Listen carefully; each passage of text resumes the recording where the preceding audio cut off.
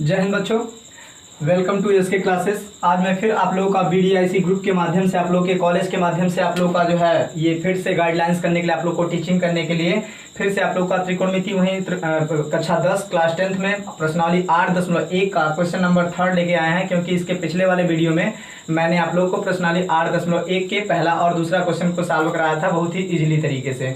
अब आइए आज के लिए ये तीसरा क्वेश्चन देखते हैं। त्रिकोणमिति 8.1 का प्रश्नावली 8.1 का तीसरा क्वेश्चन है कि यदि साइन ए बराबर 3/4 है तो कॉस ए तथा tan ए का मान परिकलित कीजिए। परिकलित का मतलब निकालिए।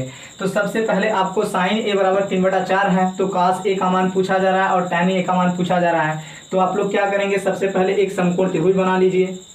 अब जब समकोण त्रिभुज बनाएंगे तो समकोण त्रिभुज बनाने के बाद आपको पता है कि ये कोण आपका 90 अंश है जो दिया रहता है। अब बाकी के बी और सी मान लेते हैं। अब जब बी और सी मान लिया तो साइन ए दिया है 3/4 और हमको पता है कि साइन बराबर क्या होता है। अब ये ट्रिकी मेथड जो होता है, आप लोगों का ट्रिक होता है कि यल अपान के, इसका मतलब कि लंब बटा कर्ण होता है। अब लंब आपका क्या होता है, ये है 3 है और कर्ण क्या है आपका 4 है। तो अभी हम आधार को निकालेंगे। जब आधार को निकालेंगे तो समकोण त्रिभुज बी ए सी ले लेते हैं या सी ए बी, जो बीच वाला पॉइंट होता है वो कोण को डिफाइन करता है। तो समकोण त्रिभुज बी ए सी में ले लेते हैं। अब बी ए सी में लेंगे तो आधार निकालना है। तो आधार आपका क्या है, ए बी है। तो आधार का स्क्वायर बराबर क्या हो जाएगा, बड़ी भुजा में से छोटी भुजा का वर्ग माइनस करेंगे। ए सी का स्क्वायर बी सी है, कर्ण आपका बी सी है तो बी सी का स्क्वायर माइनस उसके बाद आपका लंब है ए सी, तो ए सी का स्क्वायर कर देते हैं। अब बी सी का स्क्वायर आपका कितना दिया है, 4 दिया है तो 4 का स्क्वायर कर लेते हैं। ए सी आपका 3 दिया है तो 3 का स्क्वायर कर लेते हैं।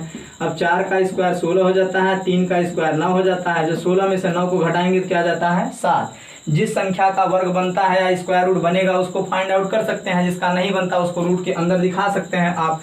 तो यहाँ पे देखिए ये 7 का तो वर्गमूल बनेगा नहीं, तो इसको हम क्या लिख देंगे, √7 का स्क्वायर लिख देंगे। अब ये स्क्वायर से स्क्वायर अगर कैंसिल हो जाता है तो ए बी इक्वल टू क्या हो जाता है आपका √7 हो जाता है। तो इसकी वैल्यू कितनी आ गई आपकी, √7 आ गई।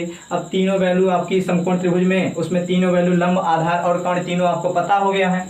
तो देखिए यहाँ पे आपसे पूछा जा रहा है कि कास ए, तो कास ए निकालेंगे तो इसका मान निकालने के लिए आपको बिंदु भी ध्यान में रखना पड़ेगा। अब जे ए जब यहीं पे है तो स्वाभाविक सी बात है कि ये इस रेखा पे भी आ रहा है, उस रेखा पे भी आ रहा है, तो फिगर आपका सेम है। तो कास ए बराबर, अब देखिए यहाँ पे होता है आधार बटा कर्ण होता है, तो आधार बटा कर्ण कर लेते हैं। अब ये देखिए आधार आपका क्या है, ए बी है और उसके बाद कर्ण आपका क्या है, कर्ण आपका बी सी है, तो ए बी बटा बी सी कर लेते हैं। अब ए बी का मान कितना है, कणी में 7 है और बी सी का मान क्या है 4 है, तो कणी में 7/4 इसका राइट आंसर हो जाएगा। अब इसी तरीके से tan ए का मान निकालेंगे तो tan ए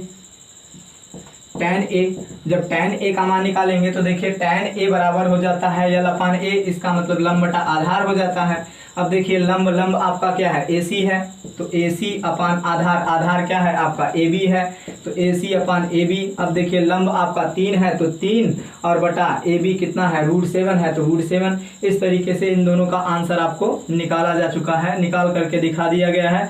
आशा करते हैं कि मेरे द्वारा बताया गया क्वेश्चन आप लोग को समझ में आया होगा। यदि समझ में आ चुका है तो आप लोग कुछ समय के लिए मैं रुका हुआ हूँ, इसका स्क्रीनशॉट ले लीजिए आप लोग।